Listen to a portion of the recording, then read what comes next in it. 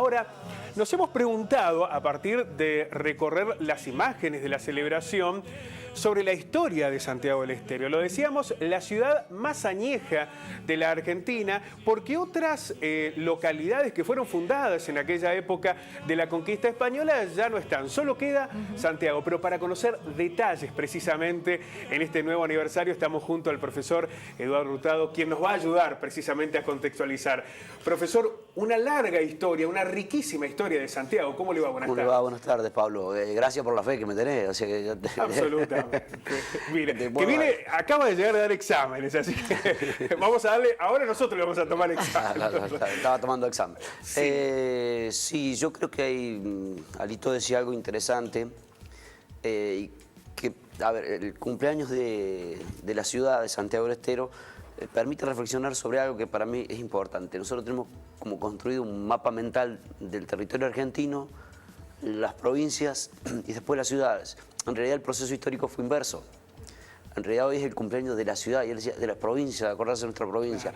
En realidad estas ciudades van a ir generando las provincias, y después las provincias el Estado argentino, ¿no? Entonces es inverso el proceso. Esa es una cuestión.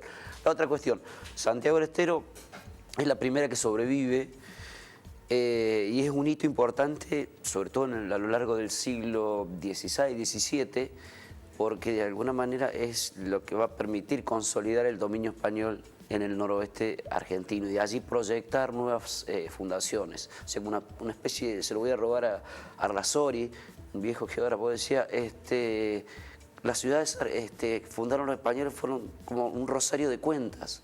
¿Sí?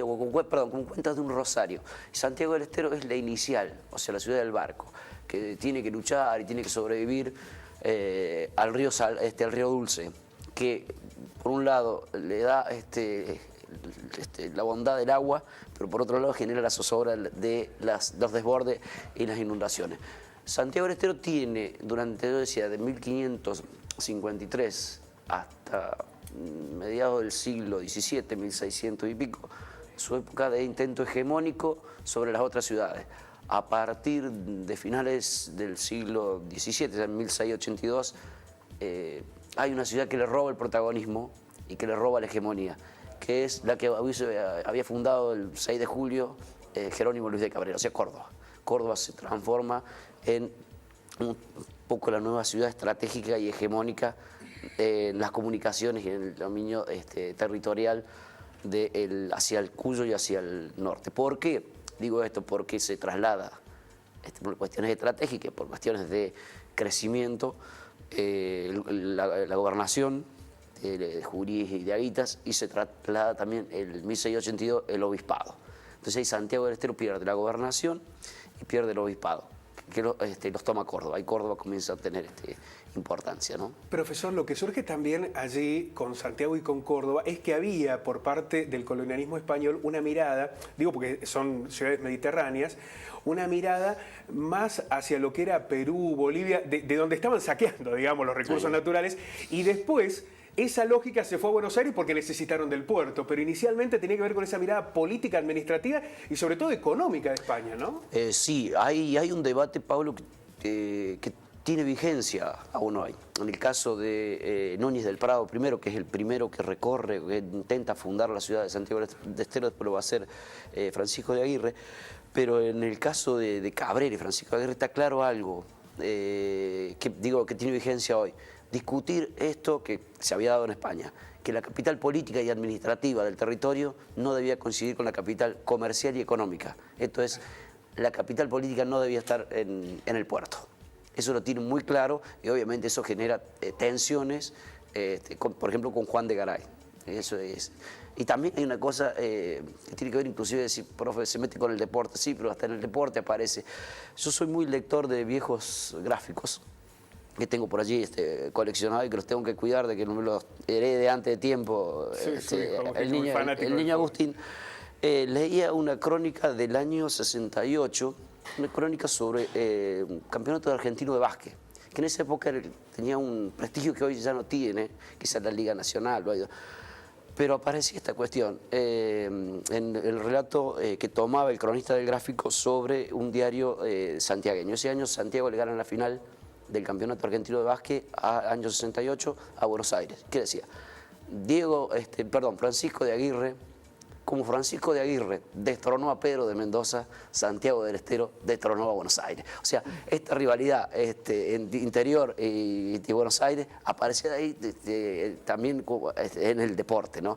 Y por supuesto, yo creo que este es uno de los logros más importantes que tiene Santiago del Estero deportivamente en el tema del básquet, ¿no? Otro hecho importante así que uno puede registrar hace 64 años atrás, cuando festeja sus 400 años, los diarios de Santiago, la llegada del presidente. O sea, estamos hablando del año 53, presidencia de Perón. Perón visita el 25 de julio, día de homenaje a los 400 años, la capital santiagueña. Y por supuesto es un día, digamos que periodísticamente es muy importante. Un presidente llega a la ciudad olvidada, dicen eso. Cuando surge lo de la Revolución de Mayo, el 9 de julio y demás, ya Santiago había perdido esa impronta, ¿no? Sí, Santiago va perdiendo a lo largo del siglo XVIII y XIX, va perdiendo su predominio sobre el noroeste, que obviamente se lo comienzan a disputar Tucumán y Salta, por ejemplo. A pesar de todo, tiene un caudillo, que es el caso de Felipe Ibarra, que es muy importante, pero ya a esta altura Tucumán y Salta comienzan por el poderío económico. O sea, Santiago del Estero no logra desarrollar regionalmente una importancia económica como si desarrollan Salta y Tucumán, ¿no? Si usted tuviera que resumir en algunos puntos, ¿cuáles serían las características a lo largo de esta cronología de historia por las que se ha destacado Santiago en su historia? Bien, Santiago se ha destacado, primero, por participar en los conflictos regionales. Yo recién mencionaba a un caudillo, Felipe Ibarra. Hay otros caudillos con el que yo no tengo tanta simpatía, pero algunos santiagueños sí, porque es un caudillo más liberal. Son dos, los hermanos Taboada. O sea, por ser protagonista del conflicto, por obviamente ser una de las ciudades fundadoras del Estado argentino.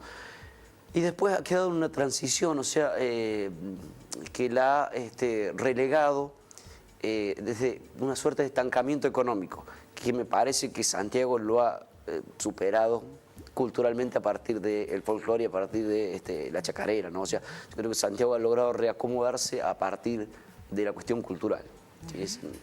Y en este homenaje especial que le hemos hecho además con los manceros santiagueños, con este recuerdo del profesor Hurtado que nos permite referenciar la vida de más de 400 años de Santiago del Estero, la verdad que es una ciudad para recordar, para repasar y para visitar, seguramente una linda oportunidad. Sí. Profesor, muchísimas gracias. No, por favor, gracias a ustedes por invitarme. Gracias por la fe que me tenés.